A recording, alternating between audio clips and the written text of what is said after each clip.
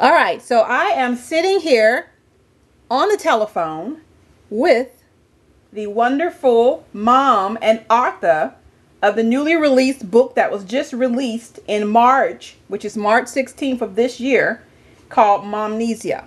Now, this book is just a book where it's getting so many rave reviews in the media right now. It's being considered a help parenting relationship book, and it has a lot of fun stuff in it, along with a dose of humor from what I've read as well. So I'm super excited about it. Got quite a few reviews from the Boston Globe. We got many more people who have talked about this book. And it's pretty much talking about balancing your life stage as well as the things that you can do as a mom to still be sexy, to keep it balanced and still be a good mom. So I'm excited to speak with Lori Verney Folgarsi, who is also known as Lori the author all over the internet. How you doing today, Lori? Hi, thank you, Tinzley. I'm doing great. How are you? I'm doing wonderful, especially since I get an opportunity to talk with you about this book and a few other things that you're going to share with us as well, since Mother's Day is right around the corner. Yep, it's perfect timing for everyone to start finding balance between momminess and sexiness. Wonderful, exactly. So I'm not going to waste any time. I'm super excited to speak to you, so I'm going to go ahead and go right in. So tell us about your book. How did you come up with the title? Because let me explain this to everybody really quickly. The book cover is super cute. It's cute, it's sexy, it's funny, it's entertaining. There is a left side of the book that has a photo of a lady wearing a sexy high heel stiletto, and on the right side there is a right leg with a picture of a mother, I'm assuming, or a woman wearing a sneaker. And the combination looks like, when you look at it, how are you trying to balance this sexiness with the momminess? And I love that. So how did you come up with this book, and tell me more about it? Well, it's interesting that you point that out about the cover, because the cover is one of my favorite parts. Actually, it looks like a photograph because it's such a beautiful painting, but I actually commissioned an accomplished artist to paint that for me. So it's actually an original work of art, and I'm really excited. I feel that it ticks exactly what I was looking for, because the way I came up with the title of Momnesia is I came up with the idea of writing a book about a woman who completely loses herself to parenting. And I just think it's so common that so many of us moms get so engrossed in parenting that we just kind of forget about ourselves, and we set ourselves aside to the extent that we don't do anything to take care of ourselves anymore. Everything for the kids comes first. Mm-hmm. And, to some extent, we do need to make those sacrifices in order to take good care of our kids. But at the same time, I went through a time in my life where it occurred to me that, does it have to be so exclusive? Maybe I could take care of myself, too. And so even though the book is a fictional novel, it does have a lot of things that tend to speak to people in real life, in the ways that we do tend to live our lives, and kind of these funnels that we tend to get ourselves sometimes stuck in. Right, and that leads me to my next question. I was going to ask you that. What type of research did you do for the book? Because you speak of it being fiction, but I too am a mom, and I too can totally relate to how it feels to want to balance both, because I don't want to lose my sexiness while trying to be the perfect mom or a good mom to my daughter, who's now 18, by the way. But what kind of research did you do? Did you go out and poll some people? Did you base it based on your own personal experience, family or friends? What did you do to get the nature of the book? Well, I started out with my own experiences and the experiences of friends, and then just built from there as far as, trying to make things more interesting so that it would be more of kind of a fast-paced story and something that everyone could relate to. And then I did also interview people. As I would go around and talk with people about it, they'd say, oh, I have a gal, she'd love to chat with you. And so I'd write down the name and get in touch. And I interviewed all sorts of women, both ones that felt that they were completely overwhelmed with parenting and that they needed to do more for themselves, and also the less populous few that have found ways to kind of balance their life so that they did feel they took good care of themselves along the way. Interesting. That's interesting. And I love to hear people who are transparent and willing to reach out kind of putting themselves out there to get insight from people like you who know what they're talking about or who've experienced it enough to share that type of insight. So that's wonderful. Now, in your life, what is a typical working day like for you? Like, I'd love to know where and when you position yourself to write. Some people do bits and pieces every other day. Some people set a daily writing goal. Some people do it only once a week. How do you manage to write? How did you put the book together? Did you do it daily, weekly, occasionally? I did it mostly daily. I'm not all that strict about saying, okay, it has to be this number of hours or exactly this time, but I did make it a full-time job for myself where it was, okay, I'm going to sit down, I'm going to work on the book, and there were days when let's say more of the muse was really rocking, and so maybe I would stay at my desk and really just type away for 6 hours if I had that much time. And then there were other times when maybe I just couldn't really get the flow going, but I knew I needed to work on the project. So I used those days to go back and do formatting and spell checking and grammar fixing and editing and that sort of thing. And in the end, it tends to all get done. Well, you know, I was looking at your site, and I must say, you know, looking at your website alone, I was very, very impressed because this book is located Amazon. This book is located in so many different places. You know, I'm looking at Barnes and Noble. You can find it there. You can find it at the Shop Indie Bookstore. You can find it once again on Amazon, and God only knows where else. Now, I'd love to get a little insight from you for my own personal reasons, but of course for everyone else, the listeners, the readers as well. What kind of advice can you give an aspiring book writer? Because so many people are looking to get their work out there, and sometimes they just don't know where to start. So what can you give an aspiring writer as far as advice? The most common thing that people say to me is that they have a great idea for a book, but they don't want to write it because they don't know how they would go about getting it published. And so I tell everyone, the main thing you need to do is just go ahead and write the book. Don't worry about what you're going to do with it later, because if it's not written, you can't do anything with it. Right. So that's my advice, is to just go ahead and get started. And myself personally, when I get sort of a whim going and I feel like I'm kind of rocking and rolling on a story that I'm writing, I don't worry so much at that time about spelling and perfect punctuation and all that sort of thing. I just try to get the story out of my head and onto the paper. And you can always go back and fix those things later. Like I said, maybe another day when you want to be working on it but are not feeling as inspired story-wise.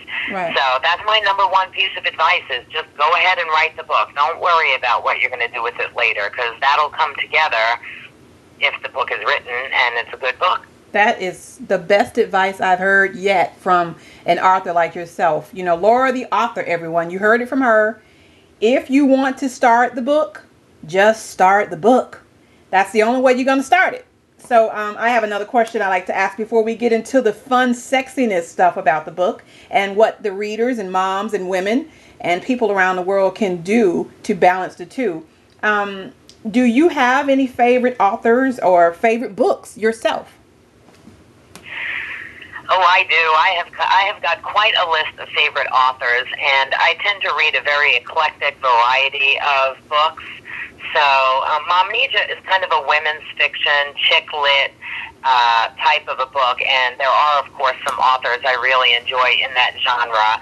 I would have to, off the top of my head, I would say two of my favorites would be Jane Porter and Jennifer Weiner. I really enjoy both of their books, and I feel like they're kind of like sure thing authors for me. Any book they've written, I pick it up, and I never end up being disappointed.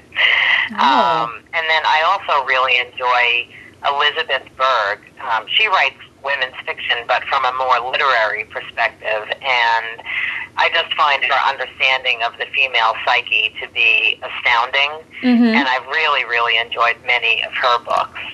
And then in the mystery and thriller genre, my two favorite authors are Harlan Coben, who I just think is so funny, and his stories have such great mystery twist type things.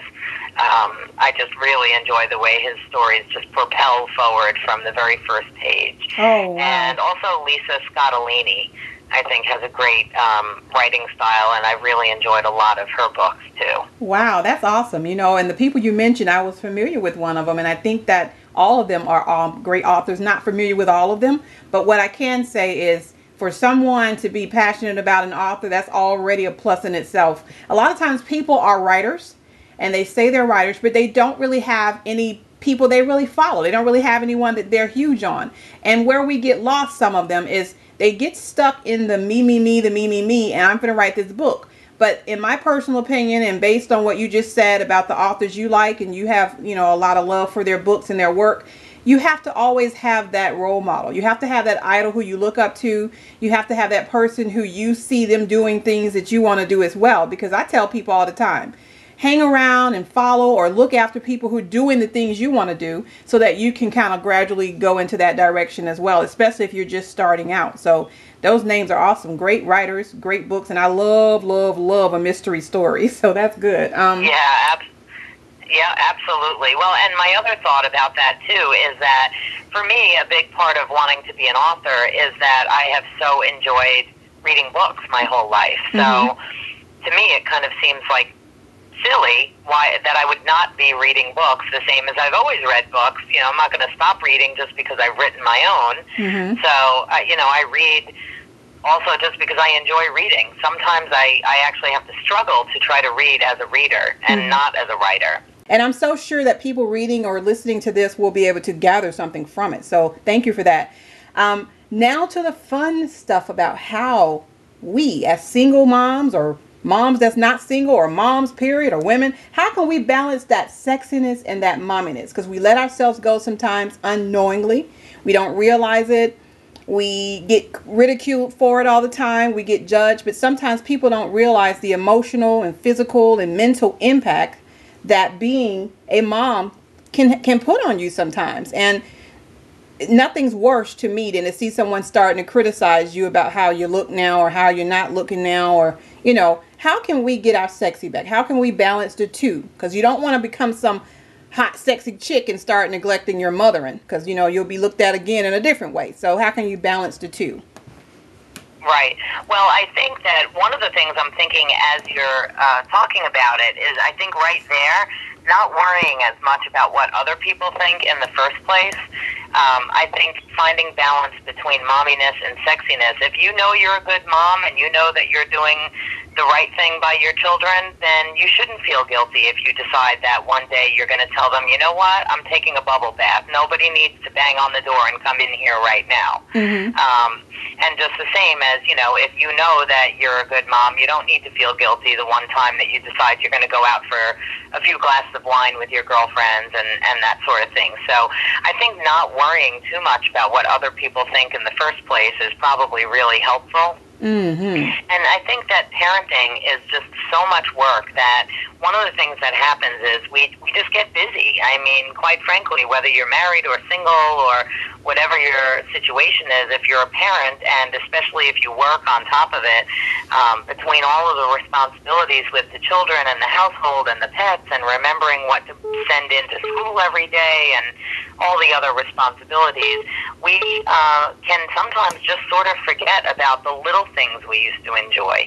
And I think the little things is something that can be a huge key in finding balance. A lot of times when people hear me say finding balance between your momminess and sexiness, or I say, try to find things that you can do for yourself, people visualize, like a weekend away with their girlfriends, or, a 2-hour-long bubble bath with candles and wine and all that, which would be great, but realistically, we can't always wait for these big things to happen. So one of the things I find helpful is to build what I call daily decadences into your life. And that's just finding little things, even if it's as simple as lighting a scented candle so that while you're cleaning the house, you enjoy your, whatever it is, vanilla lime candle or whatever that just brings you a little bit of pleasure. Putting on your own music and not always just listening to the kids' music all the time. I think also wearing your big girl clothes. A lot of women feel like, oh, I don't want to put on a nice blouse, I'm going to save it. And when you really think about it, it's like, what are you saving it for? Let's look nice today. Yes. Oh my. Yes. Yes. Yes. So I think, I think that thinking back to the things that you used to enjoy before you had children, and even just trying to think of the little things, even if it is just reading a book or watching a movie or something, a non-animated movie that doesn't have singing characters. Mm-hmm. I think that a lot of building those little things into your day-to-day life. So, for example, something that I do in my life is I really enjoy drinking my coffee in bed. I don't know what it is. It makes me feel really decadent and almost like sinful, like I'm drinking coffee in bed. So in the morning, instead of going down to the kitchen and getting my coffee and staying down there, I bring it back up to the bedroom and I sip it while making sure the kids are getting ready for school and doing whatever I need to do as well.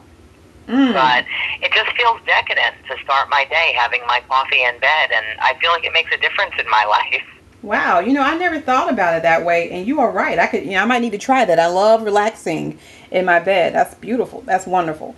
I think that a lot of people forget that you time too. So to your point, they think that the tradition says it's morning, let's do the same old traditional stuff we've been doing.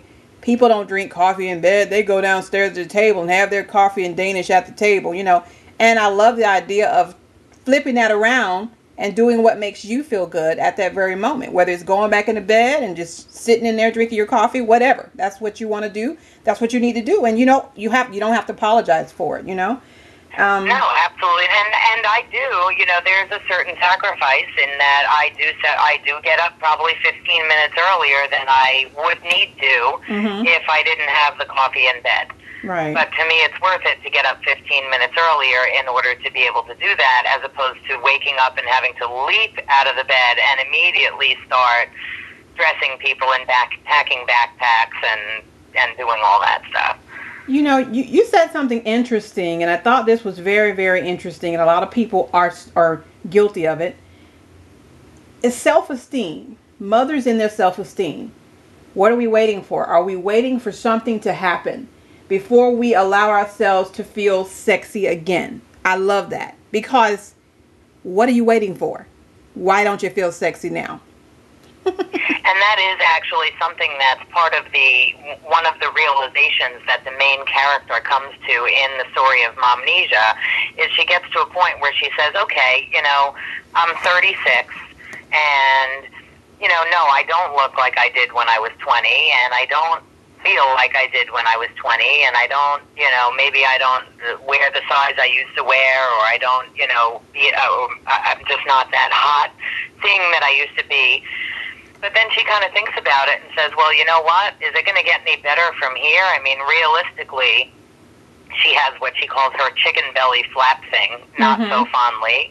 She has named her stomach the chicken belly flap thing because it's, in her opinion, grotesque and everything from having children. But she comes to the conclusion that, in the end, it is what it is. It's not going to go away. No amount of exercise or even plastic surgery would make everything go back to the way they used to be. And the chances that she's going to look back 10 years later and think she looks any better then are pretty slim. So she decides, how about I try to make the best of what I am, right now today, and try to enjoy myself and try to feel, as sexy as possible in this current time of my life, instead of yearning for something unrealistic. Right. Like going back in time. I love that. Living at this very moment with what you have at this very moment. I love it.